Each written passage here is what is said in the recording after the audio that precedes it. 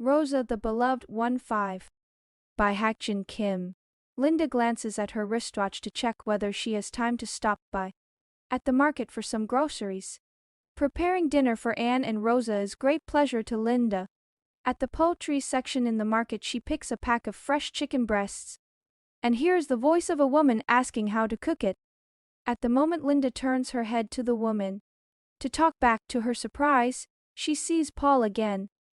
Linda tries to conceal her emotion and says, after slicing it, place it on the hot grill and cook for 2 minutes, and then broil it with soybean-based sauce.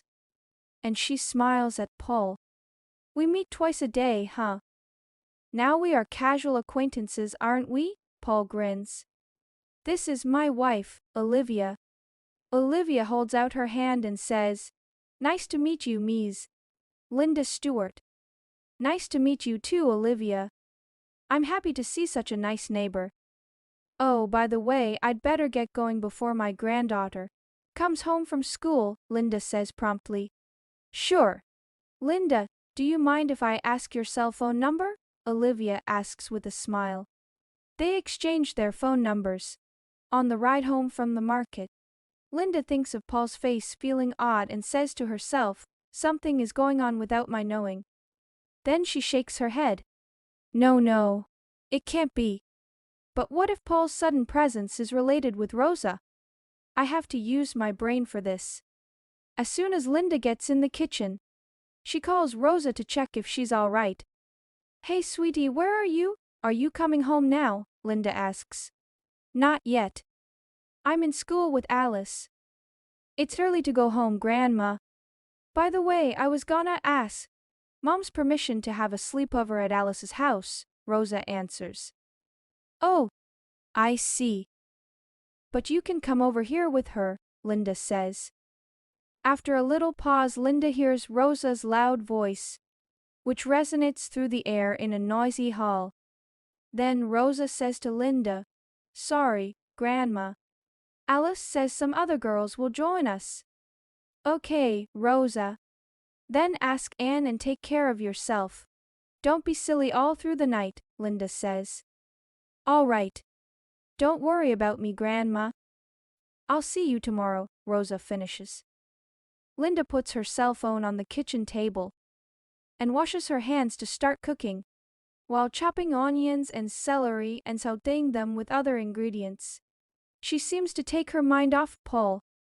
As Linda finishes making a dish with chicken breasts, she sits on the sofa turning on TV. In a few seconds she sees a message pop up on the screen of her cell phone. She finds that it's from Olivia. It reads, I'd like to call you now if you can get the phone. Linda ignores it, but soon the cell phone rings. Linda lets the phone keep ringing and doesn't take it to the end. Your cell phone is ringing, Mom. Oh, you don't take it on purpose. Who's calling? Anne says to Linda as she enters the living room. Linda looks up at Anne with tears in her eyes. Since Linda has never been a weak woman as far as Anne knows, Anne thinks there must be something wrong with her. Mom, what's happening? Did anything bad happen to you? Are you sick? Anne asks. No, but I don't know why. Paul and his wife are hanging around me these days, Linda says. This time Anne realizes that Paul of the hardware store doesn't appear to Linda for nothing. It is certain that Paul has kept track of Linda to detect what Linda hides. Linda has no idea about since when she has been chased, but when she is conscious of Paul's presence, she seems to be scared and becomes frustrated. Then, Anne comes to think, what if Rosa isn't her biological daughter? But soon she shakes her head hard, denying the unbelievable happening that she heard from Linda in the afternoon at the cafe. Anne and Linda finish their meals in a quiet mood. Since they have no information about Paul, they can't talk about him. Anne, I think I need to meet Paul in person, because he is likely to talk with me. How about inviting him here tomorrow? Before Brian returns from his business trip, Linda says. Rosa says she'll be home about 6 o'clock. So I'm gonna ask him if he's available at 3 o'clock. Mom, do you want me to join? Anne asks. No, you don't have to, Linda says. Linda texts to Olivia to arrange a time for their meeting. Linda prepares tea and coffee with some cookies and an apple pie for the guests. About 4 o'clock, Paul and Olivia arrive at the door. Linda greets them with a smile, but there is awkwardness when their eyes meet. As Paul and Olivia sit at the table, Linda brings a coffee pot and a tray of cookies with apple pie. "I'll have a piece of pie." "It tastes great," Olivia says. Both women begin to talk about cooking until being interrupted by Paul. "Sorry to meddle in, but I think I have to talk about the important issue," Paul starts. Linda mumbles, "This moment is what I've been afraid of." "Linda, I really don't want to offend you, but I've been so curious about what happened to my granddaughter, Helen, 17 years ago. I already inquired if the hospital did anything wrong, like changing babies by accident. The hospital official denied firmly and eliminated that possibility. So I came to think of you, because you were the only one in that unit at the right moment when 2 newborns entered. Well, I don't think you know what blood type your granddaughter is, do you?" "No, I've never asked Rosa about that," Linda answers plainly. "But she can feel her heart beating." Paul looks at Linda's eyes and continues, "Our Helen's blood type should be our O, but she was B." Paul closes his eyes and swallows his saliva to keep him stable. Olivia stays quiet, listening to her husband's words. "Oh, really? When and how did you know Helen's blood type?" Linda asks.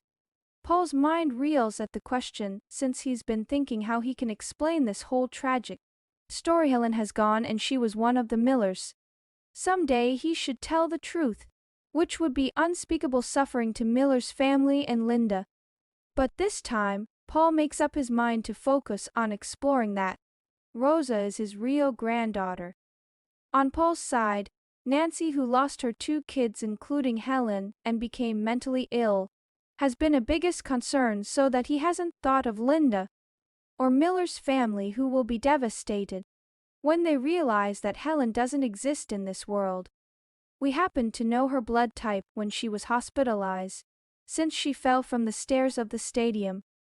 Luckily, she gets well," Paul lies.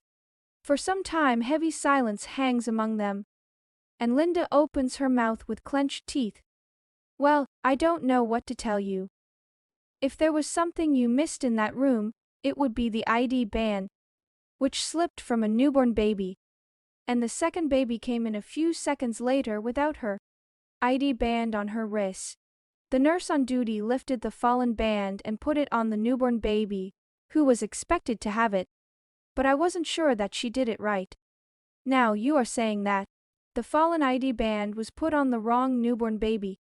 I have never doubted, but now I feel something wrong was done. If that extremely unthinkable incident happened, what should we do?"